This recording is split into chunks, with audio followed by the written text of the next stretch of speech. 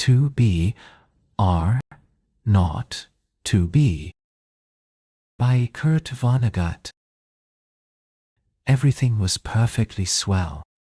There were no prisons, no slums, no insane asylums, no cripples, no poverty, no wars. All diseases were conquered. So was old age. Death, barring accidents, was an adventure for volunteers. The population of the United States was stabilized at 40 million souls. One bright morning in the Chicago lying in hospital, a man named Edward K. Whaling, Jr., waited for his wife to give birth. He was the only man waiting. Not many people were born a day anymore. Whaling was 56, a mere stripling in a population whose average age was 129. X-rays had revealed that his wife was going to have triplets. The children would be his first. Young Whaling was hunched in his chair, his head in his hand. He was so rumpled, so still and colorless as to be virtually invisible. His camouflage was perfect, since the waiting room had a disorderly and demoralized air. 2 chairs and ashtrays had been moved away from the walls. The floor was paved with spattered dropcloths. The room was being redecorated. It was being redecorated as a memorial to a man who had volunteered to die. A sardonic old man, about 200 years old, sat on a stepladder, painting a mural he did not like. Back in the days when people aged visibly, his age would have been guessed at 35 or so. Aging had touched him that much before the cure for aging was found. The mural he was working on depicted a very neat garden. Men and women in white, doctors and nurses, turned the soil, planted seedlings, sprayed bugs, spread fertilizer. Men and women in purple uniforms pulled up weeds, cut down plants that were old and sickly, raked leaves, carried refuse to trash burners. Never, never, not even in medieval Holland nor old Japan, had a garden been more formal, been better tended. Every plant had all the loam, light, water, air, and nourishment it could use. A hospital orderly came down the corridor, singing under his breath a popular song. "If you don't like my kisses, honey, here's what I will do. I'll go see a girl in purple. Kiss this sad world toodaloo. If you don't want my lovin', why should I take up all this space? I'll get off this old planet. Let some sweet baby have my place." The orderly looked in at the mural, and the muralist looks so real, he said. "I can practically imagine I'm standing in the middle of it." "What makes you think you're not in it?" said the painter. He gave a satiric smile. "It's called the Happy Garden of Life, you know." "That's good. Of Dr. Hitz," said the orderly. He was referring to one of the male figures in white, whose head was a portrait of Dr. Benjamin Hitz, the hospital's chief obstetrician. Hitz was a blindingly handsome man. "Lot of faces still to fill in," said the orderly. He meant that the faces of many of the figures in the mural were still blank. All blanks were to be filled with portraits of important people on either the hospital staff or from the Chicago office of the Federal Bureau of Ways. Termination. "Must be nice to be able to make pictures that look like something," said the orderly. The painter's face curdled with scorn. "You think I'm proud of this daub?" he said. "You think this is my idea of what life really looks like?" "What's your idea of what life looks like?" said the orderly. The painter gestured at a foul dropcloth. "There's a good picture of it," he said. "Frame that, and you'll have a picture a damn sight more honest than this one." "You're a gloomy old duck, aren't you?" said the orderly. "Is that a crime?" said the painter. The orderly shrugged. If you don't like it here, Grandpa, he said, and he finished the thought with the trick telephone number that people who didn't want to live anymore were supposed to call. The zero in the telephone number he pronounced not. The number was 2BR02B. It was the telephone number of an institution whose fanciful sobriquets included Automat, Birdland, Cannery, Catbox, D-Low, Goodbye, Mother, Happy Hooligan, Kiss Me Quick, Lucky Pierre, Sheep Dip, Lucky Pierre Sheep Dip, Wearing Blendor, Weep No More, and Why Worry. To be or not to be was the telephone number of the municipal gas chambers of the Federal Bureau of Termination. The painter thumbed his nose at the orderly. When I decide it's time to go, he said, it won't be at the Sheep Dip. A do-it-yourselfer, eh? Said the orderly. Messy business, Grandpa. Why don't you have a little consideration for the people who have to clean up after you? The painter expressed with an obscenity his lack of concern for the tribulations of his survivors. The world could do with a good deal more mess, if you ask me, he said. The orderly laughed and moved on, wailing. The waiting father mumbled something without raising his head, and then he fell silent again. Hoarse, formidable woman strode into the waiting room on spike heels. Her shoes, stockings, trench coat, bag, and overseas cap were all purple. The purple the painter called the color of grapes on Judgment Day. The medallion on her purple musette bag was the seal of the Service Division of the Federal Bureau of Termination, an eagle perched on a turnstile. The woman had a lot of facial hair.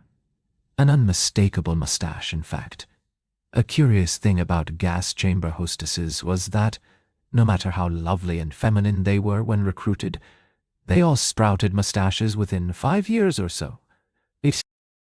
Is this where I'm supposed to come? She said to the painter. A lot would depend on what your business was, he said. You aren't about to have a baby, are you? They told me I was supposed to pose for some picture, she said. My name's Leora Duncan. She waited. And you dunk people, he said. What? She said. Skip it, he said. That sure is a beautiful picture, she said. Looks just like heaven or something. Or something, said the painter. He took a list of names from his smock pocket. Duncan, Duncan, Duncan, he said, scanning the list. Yes, here you are. You're entitled to be immortalized. See any faceless body here you'd like me to stick your head on? We've got a few choice ones left. She studied the mural bleakly. Gee, she said, they're all the same to me. I don't know anything about art. A body's a body, eh? He said. All righty. As a master of fine art, I recommend this body here.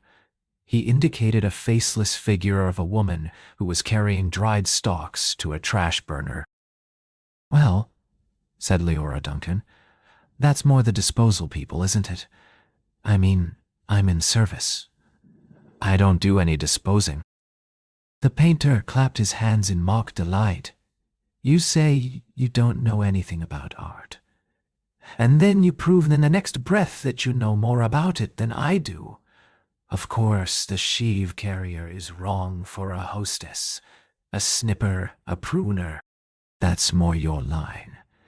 He pointed to a figure in purple who was sawing a dead branch from an apple tree. How about her? He said. You like her at all? Goss, she said, and she blushed and became humble. That puts me right next to Dr. Hitz. That upsets you, he said. Good gravy. No, she said. It's just such an honor. Ah, you admire him, eh? He said. Who doesn't admire him? She said, worshipping the portrait of Hitz. It was the portrait of a tanned, white-haired, omnipotent Zeus. 240 years old. Who doesn't admire him? She said again. He was responsible for setting up the very first gas chamber in Chicago. Nothing would please me more, said the painter, than to put you next to him for all time, sawing off a limb that strikes you as appropriate. That is kind of like what I do, she said. She was demure about what she did. What she did was make people comfortable while she killed them. And while Leora Duncan was posing for her portrait, into the waiting room bounded Dr. Hitz himself. He was 7 feet tall, and he boomed with importance, accomplishments, and the joy of living. "Well, Miss Duncan, he said, and he made a joke. "What are you doing here?" He said, "This isn't where the people leave. This is where they come in." "We're going to be in the same picture together," she said shyly. "Good," said Dr. Hitz heartily. "And say, isn't that some picture?" "I sure am honored to be in it with you," she said. "Let me tell you," he said, "I'm honored to be in it with you. Without women like you, this wonderful world we've got wouldn't be possible." He saluted her and moved toward the door that led to the delivery rooms. "Guess what was just born?" he said. "I can't," she said. "Triplets," he said. "Triplets," she said. She was exclaiming over the legal implications of triplets. The law said that no newborn child could survive unless the parents of the child could find someone who would volunteer to die. Triplets, if they were all to live, called for 3 volunteers. "Do the parents have 3 volunteers?" said Leora Duncan. "Last I heard," said Dr. Hitz, "they had 1, and were trying to scrape another 2 up." "I don't think they made it," she said. "Nobody made 3 appointments with us. Nothing but singles going through today, unless somebody called in after I left. What's the name?" "Wailing," said the waiting father, sitting up, red-eyed and frowsy. "Edward K. Wailing, Jr. is the name of the happy father-to-be." He raised his right hand, looked at a spot on the wall, gave a hoarsely wretched chuckle. "Present," he said. "Oh, Mr. Wheeling," said Dr. Hitz. "I didn't see you." "The invisible man," said Wailing. "They just phoned me that your triplets have been born," said Dr. Hitz. "They're all fine, and so is the mother. I'm on my way in to see them now." "Hooray," said Wailing emptily. "You don't sound very happy," said Dr. Hitz. "What man in my shoes wouldn't be happy?" said Wailing. He gestured with his hands to symbolize carefree simplicity. "All I have to do is pick out which one of the triplets is going to live, then deliver my maternal grandfather to the happy hooligan, and come back here with a receipt." Dr. Hitz became rather severe with Wailing, towered over him. "You don't believe in population control, Mr. Wailing," he said. "I think it's perfectly keen," said Wailing tautly. "Would you like to go back to the good old days, when the population of the Earth was 20 billion, about to become 40 billion, then 80 billion, then 160 billion? Do you know what a droplet is?" "Mr. Wheeling," said Hitz. "Nope," said Wheeling sulkily. "A druplet, Mr. Wheeling, is one of the little knobs, one of the little pulpy grains of a blackberry," said Dr. Hitz without population control. "Human beings would now be packed on the surface of this old planet like druplets on a blackberry. Think of it!" Wailing continued to stare at the same spot on the wall. "In the year 2000, said Dr. Hitz, before scientists stepped in and laid down the law, there wasn't even enough drinking water to go around, and nothing to eat but seaweed, and still people insisted on their right to reproduce like jackrabbits. And their right, if possible, to live forever. I want those kids, said Wailing quietly. I want all 3 of them. Of course you do, said Dr. Hitz. That's only human? I don't want my grandfather to die either, said Wailing. Nobody's really happy about taking a close relative to the cat box, said Dr. Hitz gently, sympathetically. I wish people wouldn't call it that, said Leora Duncan. What? Said Dr. Hitz. I wish people wouldn't call it the cat box. And things like that, she said. It gives people the wrong impression. You're absolutely right, said Dr. Hitz. Forgive me, he corrected himself, gave the municipal gas chambers their official title, a title no one ever used in conversation. I should have said, Ethical Suicide Studios, he said. That sounds so much better, said Leora Duncan. This child of yours, whichever one you decide to keep, Mr. Wailing, said Dr. Hitz. He or she is going to live on a happy, roomy, clean, rich planet, thanks to population control, in a garden like that mural there. He shook his head. 2 centuries ago, when I was a young man, it was a hell that nobody thought could last another 20 years. Now centuries of peace and plenty stretch before us, as far as the imagination cares to travel. He smiled luminously. The smile faded as he saw that Wailing had just drawn a revolver. Wailing shot Dr. Hitz dead. There's room for one. A great big one, he said. And then he shot Leora Duncan. It's only death, he said to her as she fell. There, room for 2. And then he shot himself, making room for all 3 of his children. Nobody came running. Nobody, seemingly, heard the shots. The painter sat on the top of his stepladder, looking down reflectively on the sorry scene. The painter pondered the mournful puzzle of life demanding to be born, and once born, demanding to be fruitful, to multiply and to live as long as possible, to do all that on a very small planet that would have to last forever.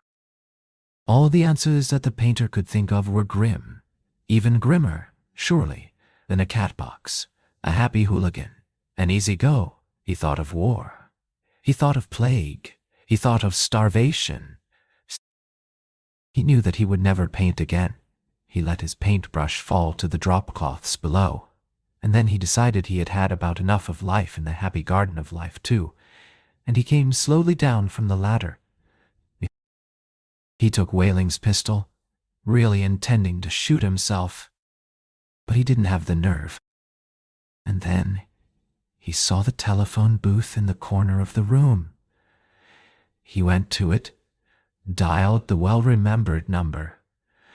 2BR02B.